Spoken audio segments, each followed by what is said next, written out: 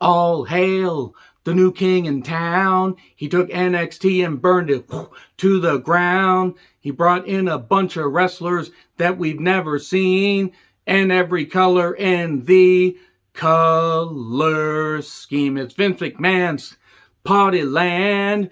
Every color in all demand.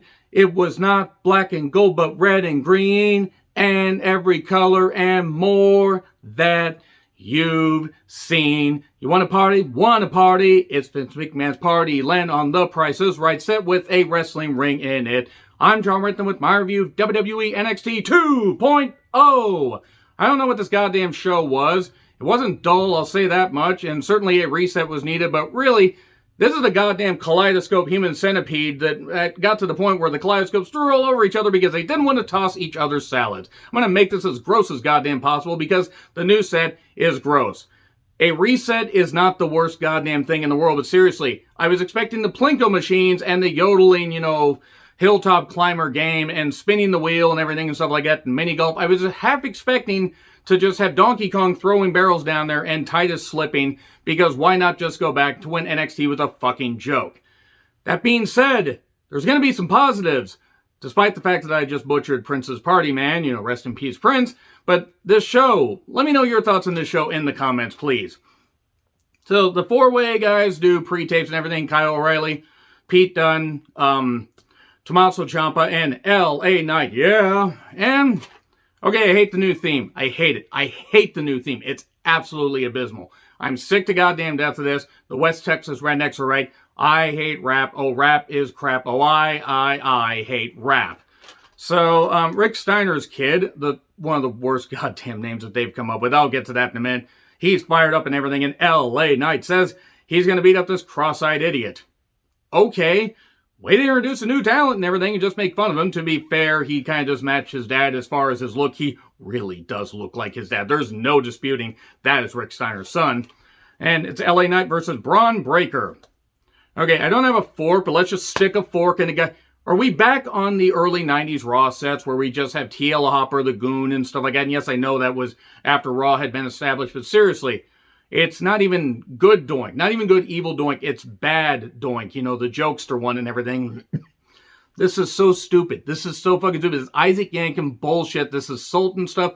This is the kind of stuff where you can't take people seriously. Now, that being said, Rick Steiner's son, that's his goddamn name. That's what I'm going to call him. Might as well call him Rex Steiner. In fact, I don't know why they haven't called him that. Well, if that's the fucking name that they're going to give him, I'm giving him Rex Steiner from now on. Because Vince McMahon, or whoever came up with this thing, I don't know if it was Vince and Co. This does scream Vince and Bruce thinking this is a really goddamn good idea. Kevin Dunn with all the goddamn camera cuts. And Johnny Ace, Mr. Excitement, People Power, and such good shit. Braun Breaker, ha, I'm a genius. I don't know why I turned Vince McMahon into Nappa. There is only Nappa. So anyway, look, Vegeta, a Pokemon. Anyway, moving on. Why is LA Knight working two matches, I'm wondering? Oh, they have nothing for the show. And also they apparently, reportedly, rewrote this goddamn thing a few times before the frickin' show was going to happen. Big shock if Vince was involved. So anyway, you can definitely tell he's Rick Steiner's son. I was too distracted by the set for most of this goddamn thing, because the set's a freaking eyesore and a goddamn atrocity and embarrassment to professional wrestling, and there's nothing wrong with having some color. I will say that, is this an upgrade? Well, it's different than the black and yellow brand, but it's not good. It's not good because the friggin' screens and everything, dude, oh, the glory, the Hypnotoad. That's basically, they might as well just have the goddamn Hypnotoad there. Honestly, that's really what it is.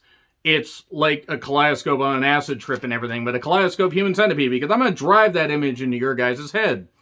So anyway, Rick's kid wins. I don't know why. I'm not against it, but considering that LA Knight is in a match later, I don't really know what they're doing. So others congratulate Rick's kid, including, I think, that guy that beat Boa a couple weeks ago, or maybe it was last week. I don't really know, because a lot of wrestling's blending together. And NXT's just been kind of there, mostly. And a lot of it was just there. It was just, oh, it's got a new set. Ooh, I want. Anyway, so Josh Briggs versus Brooks Jensen. Is that it? Apparently Brooks Jensen is Bull Buchanan's kid. We now live in a world where Bull Buchanan is old enough to be a father, and I don't know how to feel about that. I remember him when he was part of Right to Censor and teaming with the Big Boss Man.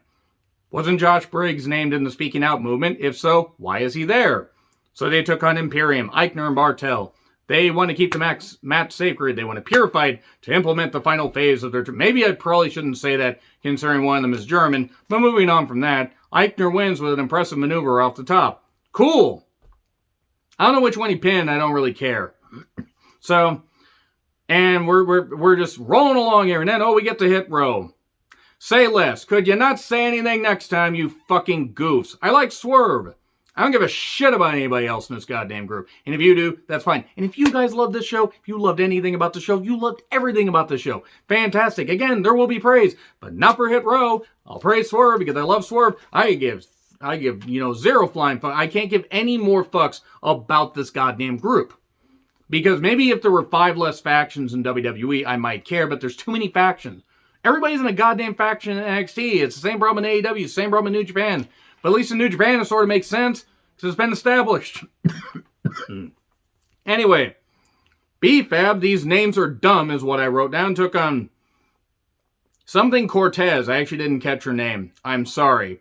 She was masked, and was she the same one that was teaming with Sin Cara a couple of years ago when it made absolutely no sense? I'm just going to say right now that if they think that BFAB was ready for television, they are wrong as far as being in the ring. I know when people are not ready. This is just based solely on a fan's perspective. She wasn't. She was awkward doing those kicks in the corner. Rick Rude now could do a bear neck breaker and everything. That was a rude awakening that maybe you don't put people on TV before they're ready. And this goes for AEW. This goes for any goddamn company. You don't put people on before they're ready. It was not BFAB. It was Be Dead. So anyway, goddamn, this group sucks is what I wrote down. Again, because I like Swerve, I just don't like the group. Here's Legoland showing up. Elektra, my fucking goodness, she looks like a star. All of them look like stars, and they all have in-ring talent. And Elektra and BFAB shout at each other while Elektra basically... She made sense. I understand what the fuck Hit Row says. I've never understood Hit Row. Again, say less if you would. And that was basically it right there. I guess Elektra took off her hat. She is going to run circles around her in the ring. If they do this match anytime within the next 6 months, it's going to be bad. It's going to be Elektra herniating every disc in her back for somebody who may be good later, but is not ready now. So Grimes, Odyssey Jones, and Gargano are the groomsmen, and they have they have gloves on and everything, like Dexter Lumis, because of course. And Theory is back because that's just what we fucking needed, and he brought a priest. No, not Eric Bischoff from the Billy and Chuck wedding. More in the pity. It's Damian Priest. Damian Priest just there just because. So anyway, Carmelo Hayes is here, and he has a guy named Trick Williams. Silly rabbit, tricks are for Williams. So he talks about his title shot. Carmelo Hayes has apparently undergone a complete 180 in character transformation. He is now calling himself the Chosen One. Trick Williams will be his bodyguard. Will he be his long-lost pal? He can... You know what? Never mind. You know the song. So I don't know what... apparently Trick, I guess, wanted to pick Carmelo's bone. That's what I caught out of this. Again, I don't mind introducing new talent. I don't mind resetting, but it's like, okay, we just have to assume that these people... Yeah, these people are here. They're just here. Here's a bunch of talent. Seriously, if I'm going to complain about other wrestling shows doing this stuff, like, come on, guys. Oh, they've been signed for a while and everything, but they haven't been given a chance. So let's just put them on this goddamn Kaleidoscope, thrown up show, and let's hope that people watch. Now, people will watch, thinking that this is going to be a train wreck, and it was. But this Trick Williams guy, I mean, I guess he made sense. I don't know what the hell they were saying. Then this Duke Hudson guy shows up. The guy's about, as tall as a goddamn skyscraper. And then they beat him down 2-on-1. Who are the heels here? I thought Duke Hudson was the heel. I don't know who the heels are anymore, and I don't care. So, and then Jane JC, JC Jane, rather, that is, and Gigi Dolan are there with a hooded Mandy. Mandy just there, basically like she's from Infamous, just sitting there, and she's about to get her powers out and everything, and unleash it, and hopefully destroy this motherfucking set, and they can build a new one.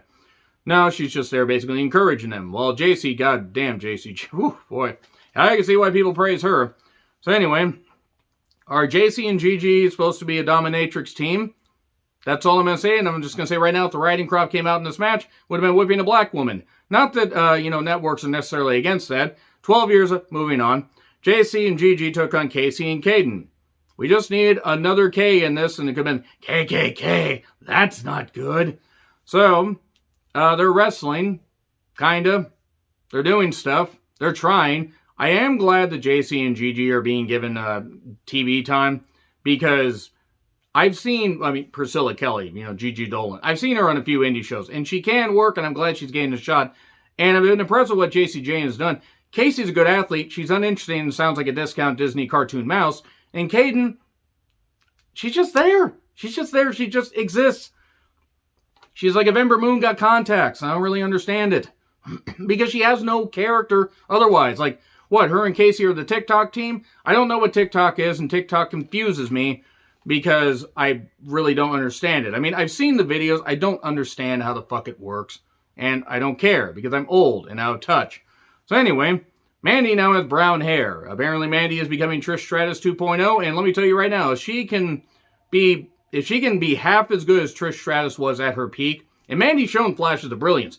If Mandy can be given that chance and really do some good stuff, I'm all for it. But Mandy has brown hair. She caused a DQ. Then Saraya's here. This was a mess. Also during this, Dunn and Ridge Holland, Ridge with his bulging club, took out Kyle O'Reilly. And a guy made a save that we didn't know who he was. Most people didn't know who the fuck he was. We find out later. So we add Saraya and Mandy, and we have Holla Holla Holla, a 6-woman tag team match playa. At one point, Mandy was scissoring Casey from behind. Stop thinking about it. I run a clean show here, and you haven't been paying attention to the last 12 minutes of the review if you believe that.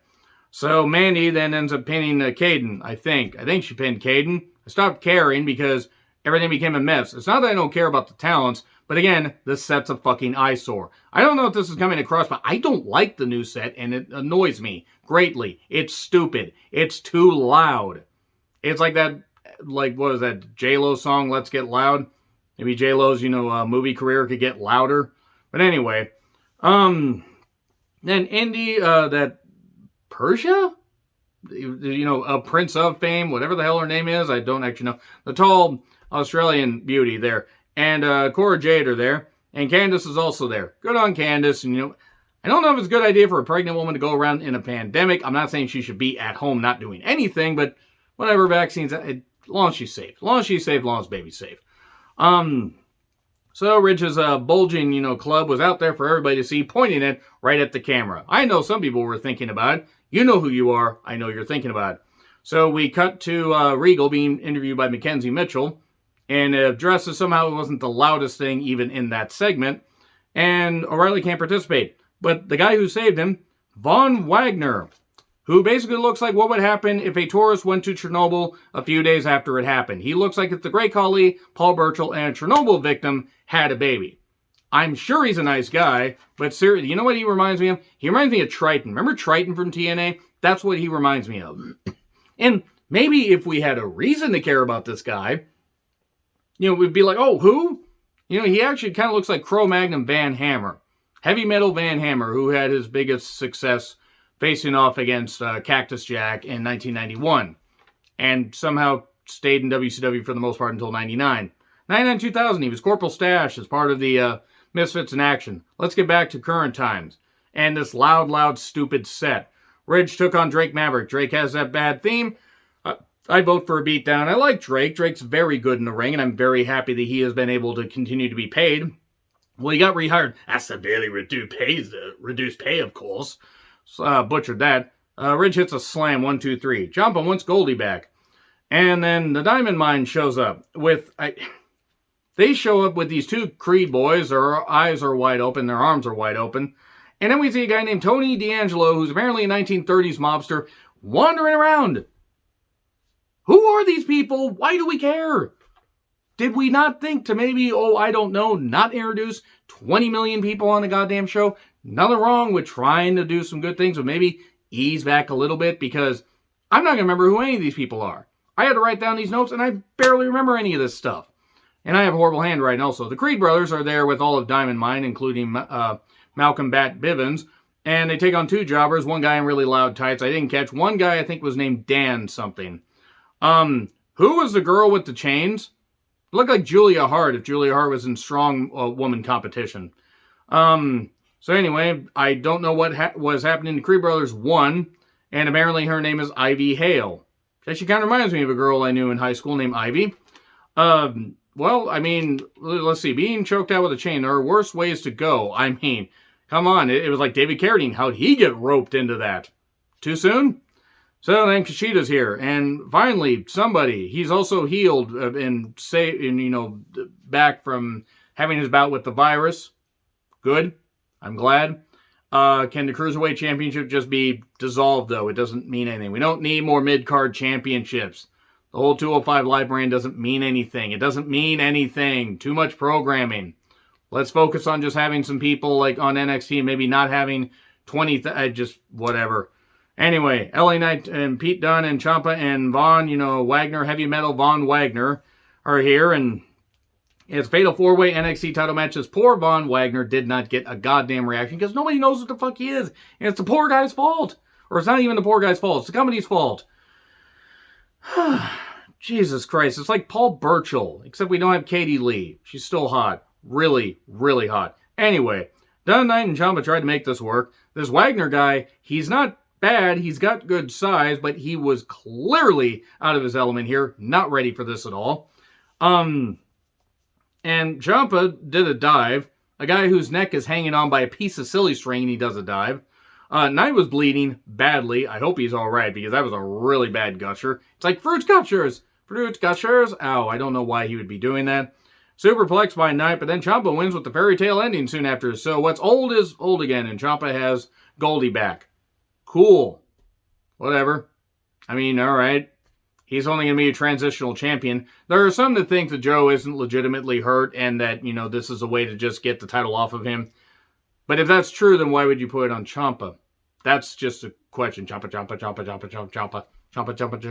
champion. Anyway, so I think Joe is hurt and I hope that he comes back soon. But yeah, let's give it to a guy whose neck is hanging on by a piece of thread. Begging for thread like Banks.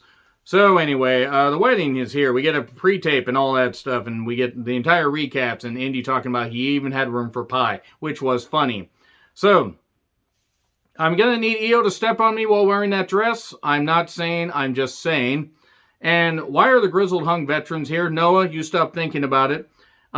Stark was there. Can I just ask something? Why did Stark feel the need to wear a red dress? Oh, right, because we know that she has some pretty red thoughts, if you know what I mean. So, she doesn't have a lot of other thoughts because, let's be honest, people that think like Zoe Stark don't really have thoughts. They're just goddamn idiots. And other guests, and that Ikemen Jiro guy with the incredibly loud jacket that wrestles with his jacket. It's stupid. I hate it. I like fun in wrestling. I don't like this shit. So anyway, the wedding's here. Gargano brings Indy down the aisle and everything. And are you sure? Are you sure you want to do this? Are you sure you want to do this? And Indy's like, yes, I'm sure. And Theory is like, they say Theory, you have the rings? Well, we're in a ring. And he's doing the comedy. And then Jiro has him in his jacket. And I was afraid at first that he forgot to wear tights. Thankfully, he did. Oh, this segment was abysmal. What I have defended this whole story, and this is nothing against participants, one of the worst goddamn things that I've seen in the last couple of years. And this is right up there with the Lashley, Lana, Liv, and Rusev wedding. Here's why. It did nothing. It benefited nobody. Okay, maybe it's not quite that bad, but it's close. Because NXT, I thought, was better than this. NXT was supposed to be the wrestling brand with a little bit of entertainment. Now they've gone to 90% entertainment and a few matches, and we've just gone to a whole bunch of sloppy shit. No, yeah, Kaleidoscopes, human centipede together. I'm going to keep saying that until people either throw up or whatever, because why not? That set nearly made me want to fucking throw up. So, I don't care if I sound too negative. These are my opinions. I'm sticking to it. Again, if you like them, that's fine. So, back in Vince McMahon's party land. God damn it. So, God damn it. So, why does Loomis have a hatchet in his jacket? Why? So I married an index murderer. There we go. I'd make that the title, but I'd get flagged in a heartbeat. I think it's going to stop everybody from disagreeing with the wedding or forever hold their peace. Dexter Gaylord Loomis. The Gaylord community. God damn it, AJ Styles. So Indy says that Dexter snuck into her room. Normalizing stalking isn't a good idea, especially considering Sonya is in the same company. Just saying. Come on. Anyway, he does the thumbs up. And then he chokes out the priest.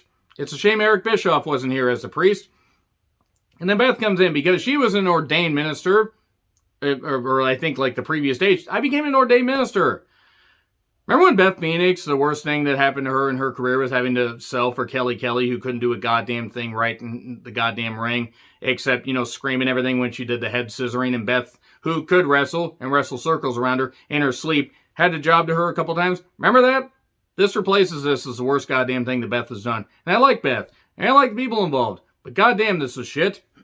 So Beth does the ceremony. Odyssey stops this Andre Chase guy. The Andre Chase, I give up. I do, and then he speaks. He speaks! And then says, I do. And they kiss. And it's happiness. And then Ciampa and Rex Steiner talk. And he's staring at the title. Are they going to hot shot the title onto him? I don't care. Fuck this whole goddamn reset. This revamp sucks. God damn it.